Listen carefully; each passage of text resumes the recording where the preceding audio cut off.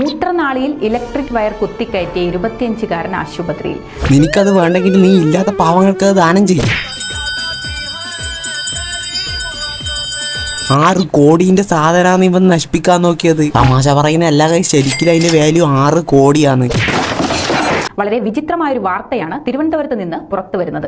മൂത്രനാളിയിൽ 3 മീറ്ററോളം നീളമുള്ള electric insulation wire കുത്തിക്കയറ്റി 25-കാരൻ ആശുപത്രിയിലായി. എന്നാൽ എങ്ങനെ 3 മീറ്റർ? 1-2 ഇഞ്ചൊന്നല്ല, 3 മീറ്റർ.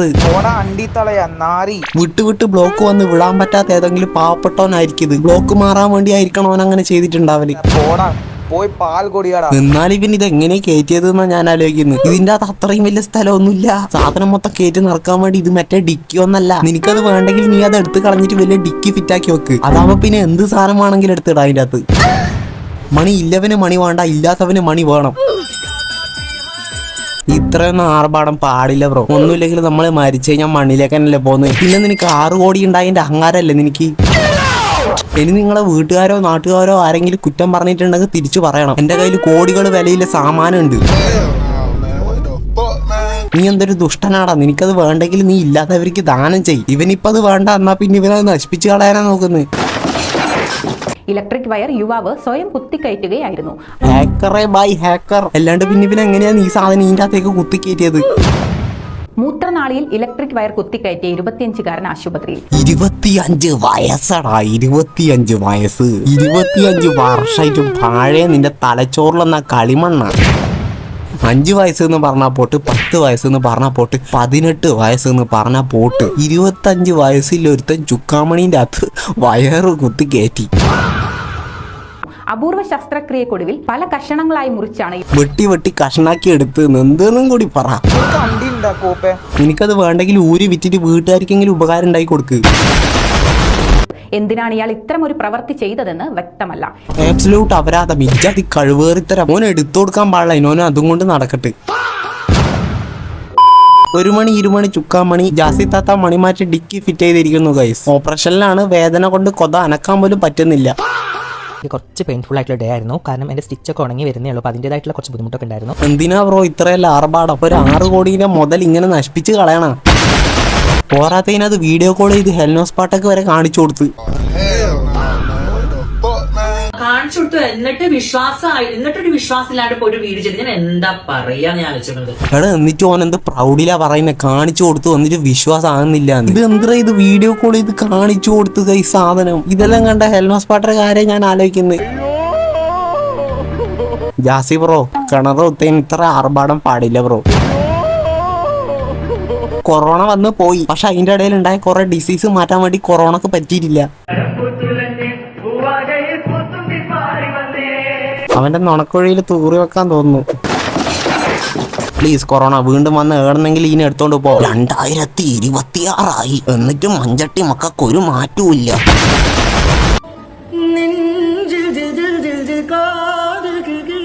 ഇതെല്ലാം 2018 ഇപ്പോഴും തളം കെട്ടി കിടക്കേന്ന്. ഒരു മാറ്റവും. ഹായ് ഫ്രണ്ട്സ്, എൻ്റെ ഏട്ട തെരുവിലാണെങ്കിൽ തെരുവില് എന്നെ പൊന്നു പോലെയാ നോക്കുന്നത്. ആരാ എന്താന്ന് എന്തേച്ച് പ്രശ്നം? പേട്ടന്റെ അഭിമാന നിമിഷം. ഹായ് ഫ്രണ്ട്സ്, എൻ്റെ ഏട്ട തെരുവിലാണെങ്കിൽ തെരുവില് എന്നെ പൊന്നു പോലെയാ നോക്കുന്നത്.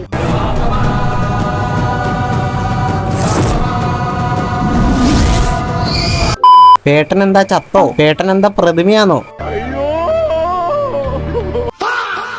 എല്ലാവരും ചോദിക്കുന്നുണ്ടല്ലോ, ഏട്ട കുടിക്കുന്നുണ്ടോ, ബീഡി വലിക്കുന്നുണ്ടോ, സിഗരറ്റ് വലിക്കുന്നുണ്ടോ, കഞ്ചാവ് വലിക്കുന്നുണ്ടോ? ഈ ശീലങ്ങളൊന്നും എൻ്റെ ഏട്ടനില്ല. അതിന് നിന്റെ പേട്ടൻ ആരാണ്? നീ ഏതാന്ന്? ഇതേതാ യൂണിവേഴ്സ്?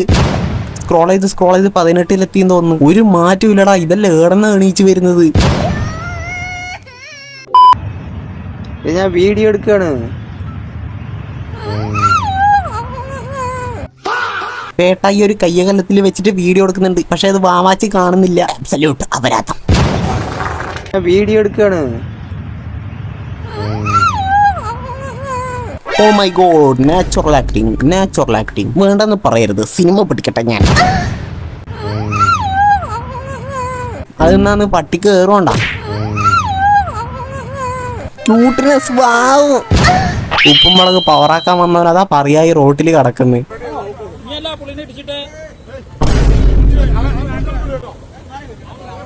വള്ളടിച്ച ഏതോ ഒരുത്തനെ കൊണ്ടൊന്ന് കുത്തുകയും ചെയ്ത് മൊത്തം ആൾക്കാരെടുത്തിട്ട് അടിക്കുകയും ചെയ്ത് പിറ്റേന്ന് ഈ ന്യൂസ് എല്ലാം കാണുന്ന ഇയാളെ അവസ്ഥ എന്തായിരിക്കും ഗൈസ്?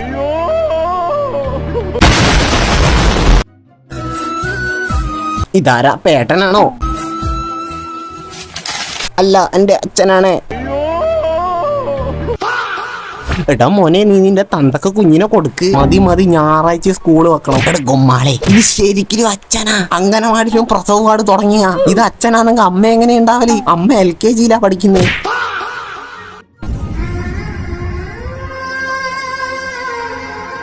മൊയ്ലൂദ്ദീൻ, എന്താണിത്? I miss you. അതിനെന്തിനാ നീ അവളെ നോക്കി പഠിപ്പിക്കുന്നേ?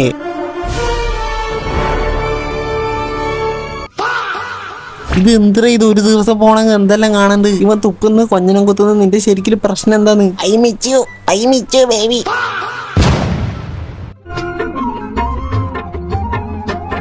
ഇതെന്താന്ന് മംഗലവസ? ഇതെന്താന്ന് പാണ്ടിയോറിയ? മൂട്ടില് പെട്രോൾ അടിച്ചേർട്ടാ. ഇതിൽ ഞെക്കിയാ ലൈറ്റ് കത്തോ? ഒന്നും കാണുന്നില്ല. ഹെഡ്ലൈറ്റ് ഓൺ ആക്കിയാ നിനക്കെന്താ അടി കിട്ടിയാ? നിനക്കെന്താ അടി വേണ? ഇത്രയും ആർഭാടങ്ങളൊന്നും വേണ്ട ബ്രോ. മംഗലബസിന്റെ അത്രയും ഡിസൈൻ ഉണ്ടോ അവന്റെ മോന്തക്ക്? ഗൈസ് ചായ കുടിച്ചോണ്ടിരിക്കുകയാണ്, നമുക്ക് പോയി പ്രാങ്ക് ചെയ്യാം.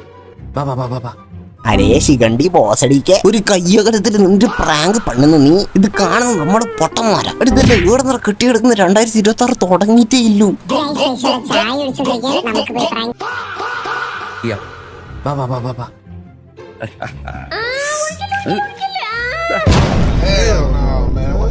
അബ്സല്യൂട്ട് അപരാധം. Natural acting. വാവ്. 50 റുപ്യ തന്നു കഴിഞ്ഞാൽ 50 റുപ്യ അഭിനയം, അത് മതി. ഗൈസ്, ജോമു കുറച്ചു നേരമായിട്ട് എന്നെ പ്രാങ്ക് ചെയ്യാനുണ്ട്. നമുക്ക് പോയി തിരിച്ച് പ്രാങ്ക് ചെയ്യാം. കാണിച്ചു തരാം ജോമു. ഓക്കെ, ചേച്ചി വീണ്ടും പ്രാങ്ക് പ്ലക്കാൻ പോന്ന്. അത് ഒരു കയ്യകലത്തിൽ നിന്നിട്ട്. അതാണ് ഇവരെ പ്രത്യേകത. ഇവരെല്ലാരും കയ്യകലത്തിൽ നിന്നിട്ട് മാത്രമേ എന്തെങ്കിലും പണ്ണുള്ളൂ. കുഞ്ഞാണ്ടി ഒഴിക്കട്ടാ? നിനക്ക് ഒഴിക്കണോ? ഒഴിച്ചോ.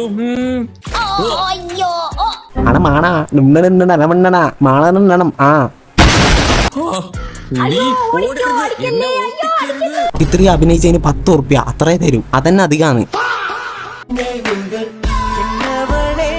ഇത്രയ്ക്ക് നല്ല മനസ്സുള്ള ഒരു പേട്ടായിന് ഏടെ കിട്ടും? വാവാച്ചിന്റെ മലനിരകൾ ആൾ കാണാണ്ടിരിക്കാൻ വേണ്ടി അതിന്റെ ഇടയിൽ പേട്ടായി ഒളിച്ചിരിക്കുന്ന കണ്ട ഗൈസ്. കള്ളക്കടയാടി നോക്കി പഠിപ്പിക്കുന്ന നോക്ക്. അതിനാടെ വെച്ചത് നോക്കി പേടിപ്പിക്കാനാന്ന് തോന്നുന്നു. ബാബാജി ആണെങ്കിൽ ജനാല ഫിറ്റാക്കി വെച്ചിട്ടുണ്ട് പേട്ടായിക്ക് നോക്കാൻ വേണ്ടി. പേട്ടായി ഒരു പ്രൊട്ടക്ടർ തന്നെ. കെയറിംഗ് ആണ് പേട്ടായിയുടെ മെയിൻ. കണ്ടില്ലേ ഗൈസ്, എന്തൊരു കെയറിംഗ് ആണ്. പേട്ടായി വേറൊന്നും കഴിക്കൂല, പാല് മാത്രമേ കുടിക്കുള്ളൂ എന്നാ കേട്ടത്. Meet mister Ambalappunda. നിങ്ങൾക്ക് അമ്പലങ്ങളിലോ പള്ളികളിലോ പൂജാരിന്റെ കാലിന്റെ ഇടയിലോ ഇവനെ കാണാൻ പറ്റും.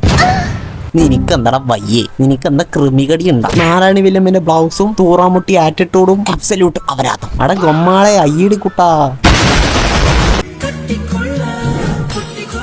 ഓ സരോജിനി അമ്മമ്മ എങ്ങോട്ടാണ് പോണത്? മോനെ, നിന്റെ പ്രശ്നം എന്താടാ? നിനക്കെന്താ വയ്യേ? എവിടെ പോയി കഴിഞ്ഞാല് നാരായണി വില്ലമ്മിന്റെ കുപ്പായവന് മസ്റ്റാണ്. അതുകൊണ്ട് സ്വർഗത്തിൽ എന്തില്ല കക്കൂസ് എന്ന് പറയുന്ന സാധനം ഇല്ല. കക്കൂസ് വേണോ? എന്നാ എനക്ക് സ്വർഗം വേണ്ട. എത്ര ടെൻഷനില്ല ആളായിക്കോട്ടെ, ഡിപ്രഷനില്ല ആളായിക്കോട്ടെ, എന്തു ആയിക്കോട്ടെ, കുച്ചുബി ഹോജ കക്കൂസിൽ പോയി ഇരിക്കുക, ഫ്ലഷ് അടിച്ച് കളയുക. എന്നിട്ട് ഈ അപരാധ കൂട്ടം പറയുന്നത് സ്വർഗത്തിൽ എത്തിക്കഴിഞ്ഞാൽ കക്കൂസ് ഇല്ലാന്ന്. പിന്നെ എന്ത് കാര്യത്തിലാടാ സ്വർഗത്തിൽ പോകുന്നത്? നിന്റെ സ്വർഗത്തിലൊന്നും തൂറാൻ കക്കൂസ് പോലും ഇല്ലേ?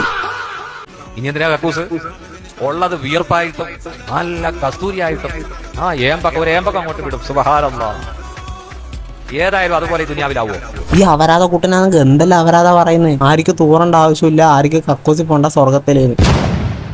എല്ലാം വേർപ്പായിട്ടും കസ്തൂരി ആയിട്ടും എന്തെല്ലാം ആയിട്ടും പോകുന്ന പറയുന്നത്. എനിക്ക് കക്കൂസി പോകണം, അതുകൊണ്ട് ഞാൻ സ്വർഗത്തിൽ വരുന്നില്ല.